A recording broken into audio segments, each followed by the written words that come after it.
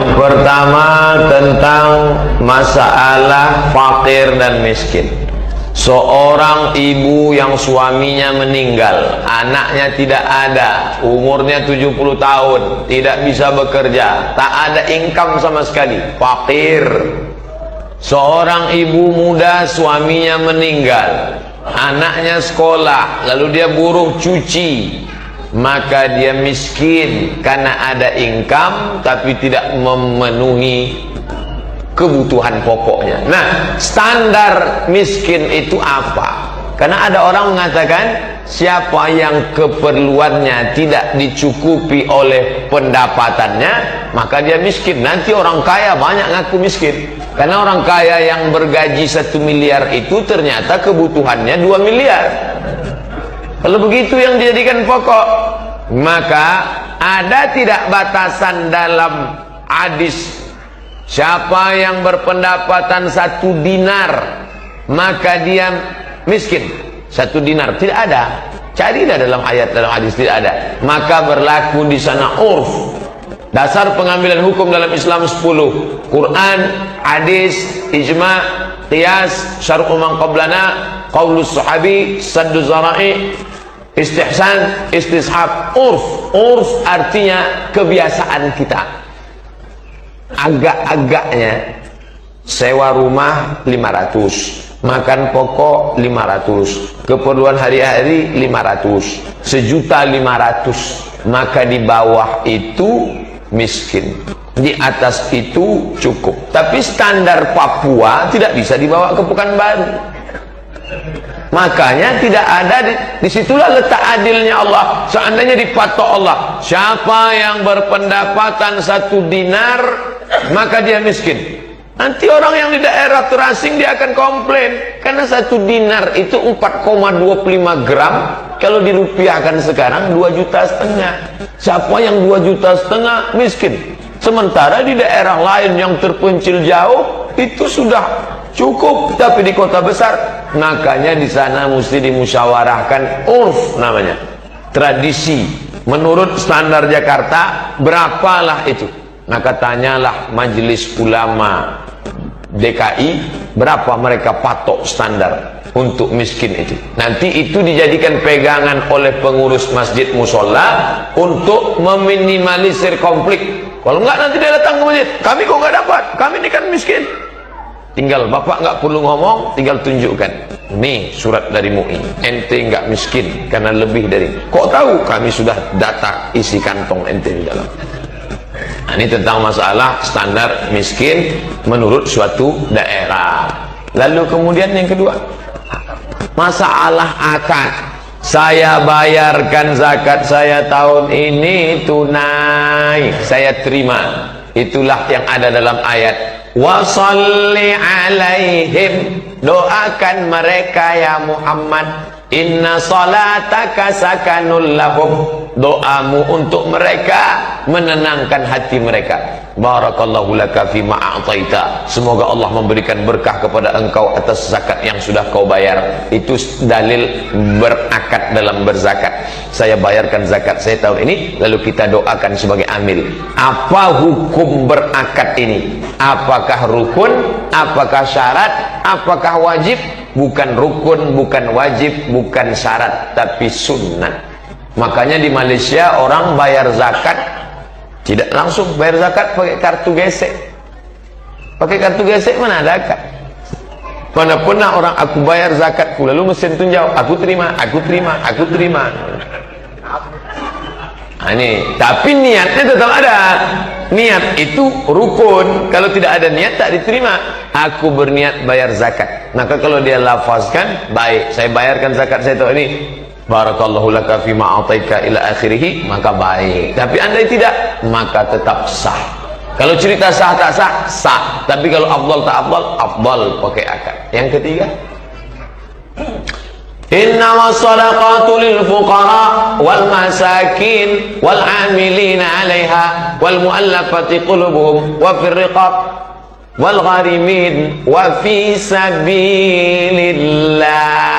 Sepakat 4 mazhab. Hanafi, Maliki, Syafi'i, Hambali bahwa fisabilillah hanya perang saja. Beli tombak, beli panah, beli baju besi, beli tank, beli rudal skat boleh. Adapun untuk yang lain tidak boleh. Sepakat 4 mazhab. Lalu kenapa sekarang ada Basnas yang memberi itu untuk beasiswa ke Mesir, untuk imam masjid? Itu dari mana?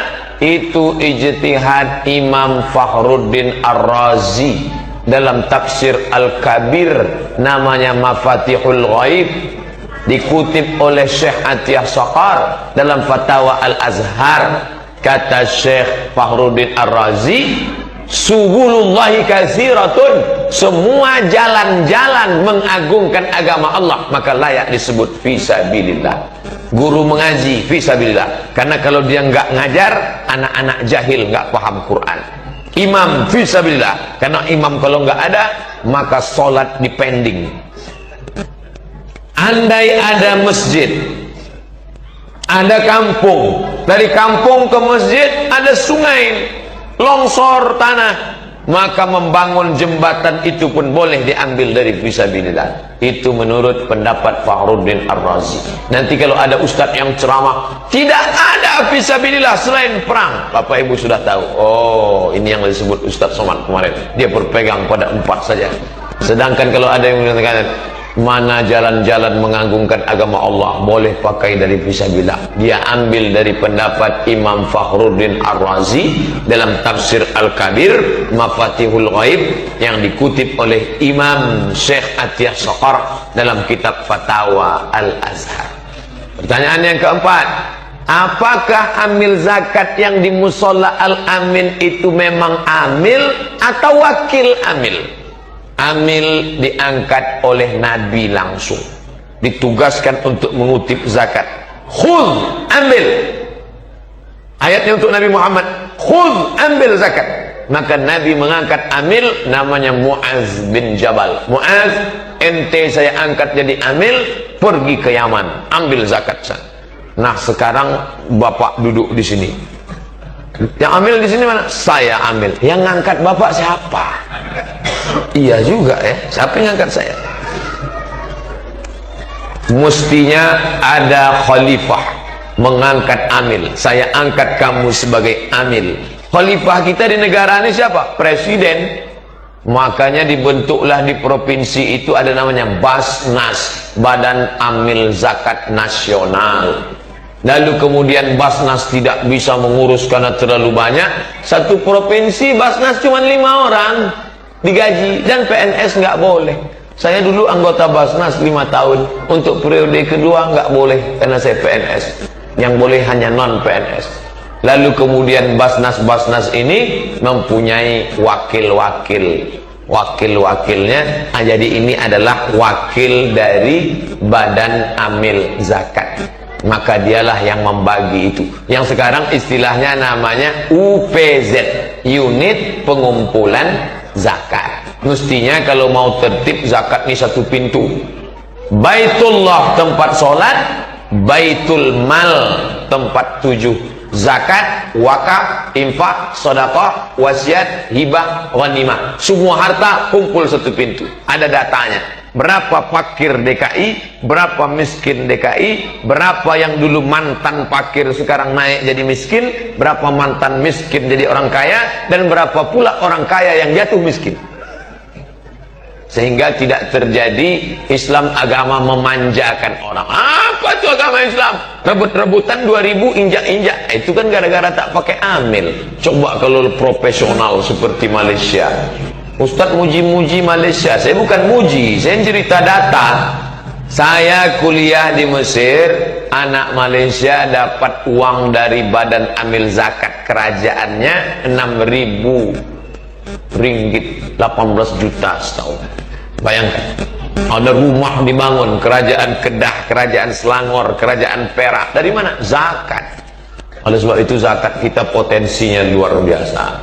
Riau perolehan zakatnya satu kabupaten 10 miliar tahun 2016. Kabupaten Siak namanya.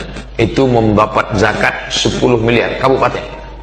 Dan itulah yang paling tinggi. Waktu saya ke Aceh ceramah, saya ceramah. Kami dari Riau, zakat kami 10 miliar.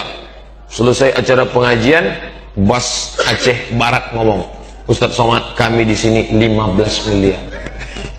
Saya itu tunduk.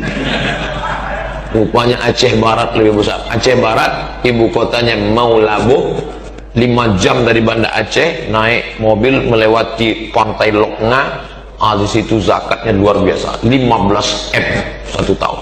Ini potensi zakat luar biasa. Itulah pentingnya pemimpin itu mesti muslim, biar supaya dia perhatian pada zakat. Ustadz kampanye ya? Enggak, pemimpin kan udah terpilih. Terima kasih.